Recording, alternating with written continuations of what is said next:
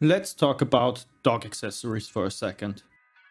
Leashes, collars, poop bags, most of them do the job, but almost all of them are made from plastic or synthetic fibers, designed to be cheap, replaced often, and forgotten just as quickly. Which made me wonder, does something this simple really have to be plastic? Because on paper, making a dog poop bag holder out of leather sounds kind of unnecessary, maybe even a little ridiculous. This is because leather is supposed to be this highly valuable and luxury resource, and using it for something so mundane feels off. But by the end of this video, I want to answer one simple question. Does a leather poop bag holder actually make more sense than the synthetic ones we are used to? Let's build one and find out. But before we cut anything, let's talk about why. Most commercial dog poop bag holders are fully plastic or made from synthetic fibers, which are, surprise surprise, also just plastic. They work, yes, but they age badly, tend to crack and fade over time, and eventually they end up as waste that fills our oceans or our woods for hundreds and hundreds of years, or even longer than that. Leather, especially vegetable tanned leather, is different. It's often a byproduct by the meat industry. And if treated correctly, it lasts significantly longer. And when it finally breaks down, it doesn't shed microplastics. But there's a catch. Vegetable tanned leather loves to absorb water and dirt. So the real question here is, can leather actually survive daily dog walks in the rain, mud and bad weather? Or is this just a nice idea that fails in practice? We'll come back to that. Every good leather project starts on paper. I measured the length and width of the poop bag roll and used those dimensions to design the outer shell. It's slightly broader than the length of the roll to account for stitching and about 4 times wider than the roll is thick.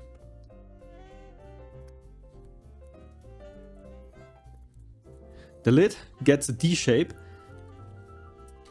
and the sides are simple squares with about 5mm wings on 3 of the sides for stitching. And before you complain about the hypocrisy of using leather to replace plastic just to use more plastic when removing shit, those are biodegradable bags. Or you know what, actually, please go ahead and complain in the comment section. It might help the algorithm catch up on the video. Anyway, before touching leather, I cut the paper template and tested the fit. This is where mistakes are cheap, so better check for adjustments now.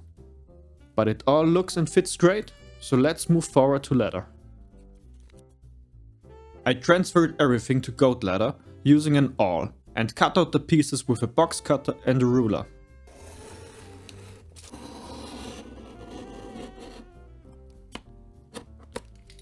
I also decided to cut out some circles.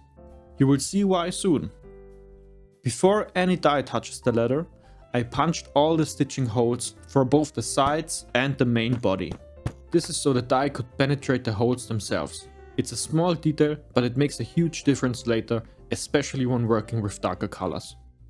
You could also dip dye your leather, causing it to be dyed through and through. In that case, it doesn't matter when you punch your holes. Just keep in mind, however, this will cost more dye and I'm way too cheap for that. Also, by soaking it in dye, the leather tends to dry out more easily. For color, I used Fibings Pro Dye in dark chocolate, saddle tan and black. I knew from the start that I wanted a black bag, because I'm making it to match a black dog. But here's a question. If you want the black leather, why not just dye it black? Because Fibings Black is a very strong and cool black. If you hold it up against the light, you can see that the dye has a very subtle bluish tone. Or at least it has in my eyes. That, however, wasn't the look that I was after. Since black dogs are basically only so dark brown that it seems black, I wanted something warmer, something that feels natural. So I dyed the main piece in dark chocolate first, and then finish it with just a touch of black. Difference is very subtle, especially on camera you can barely see it, but trust me, in the light it definitely makes a difference. It has a brown undertone instead of this weird bluish hue. The sides and the circles were both dyed simply with the settled tan dye. After dyeing, I conditioned the leather from the flesh side with my oil and wax mix to prevent it from drying out.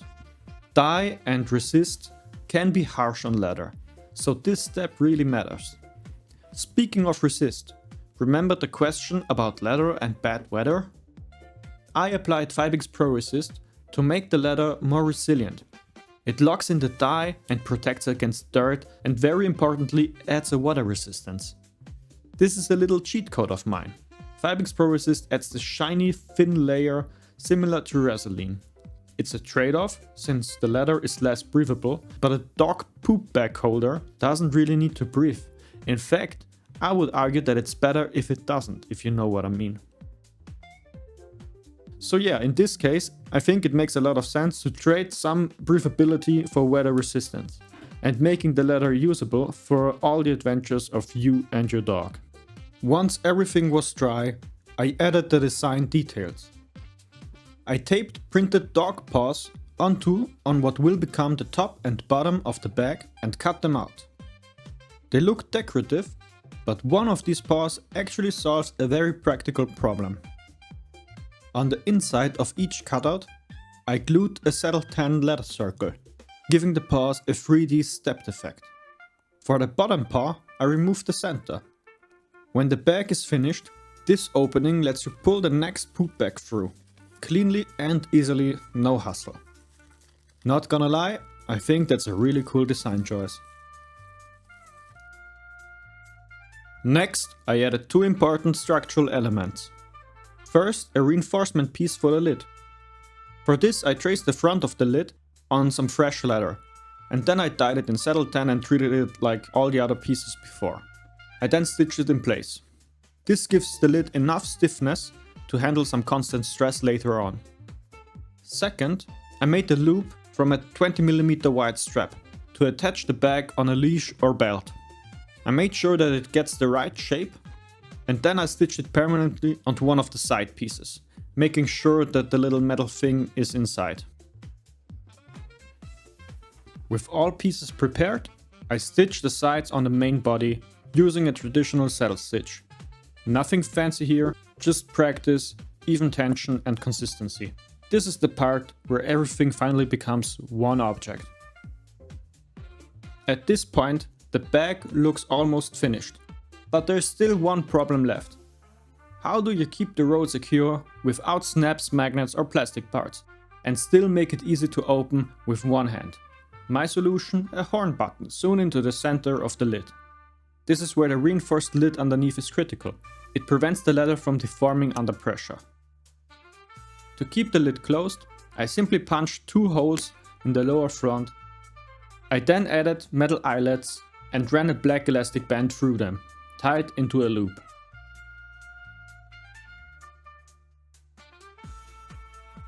To close it, you simply stretch the elastic band over the button and the lid stays shut. It's super quick to open and very secure when closed. No need to over-engineer this part. So, does a leather poop bag holder actually make any sense? Surprisingly, yes. Not because it's fancy, not because it's different, but because it lasts longer, avoids plastic and doesn't shed microfibers. It turns something disposable into something intentional. It's not about perfection. It's about making small objects a little bit more thoughtful. That's what I love about projects like this. You take something ordinary, almost disposable, and turn it into something personal, something durable and honest. If you enjoyed this build, give this video a thumbs up. It really helps out the channel. And if you want more leather craft and thoughtful DIY projects, consider subscribing. Now I'm curious, what everyday object would you like to see reimagined in leather? Thanks for watching, happy crafting, and bye.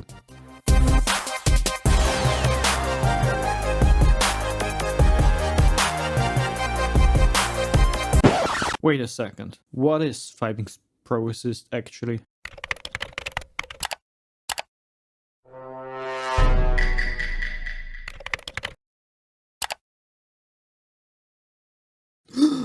Oh no!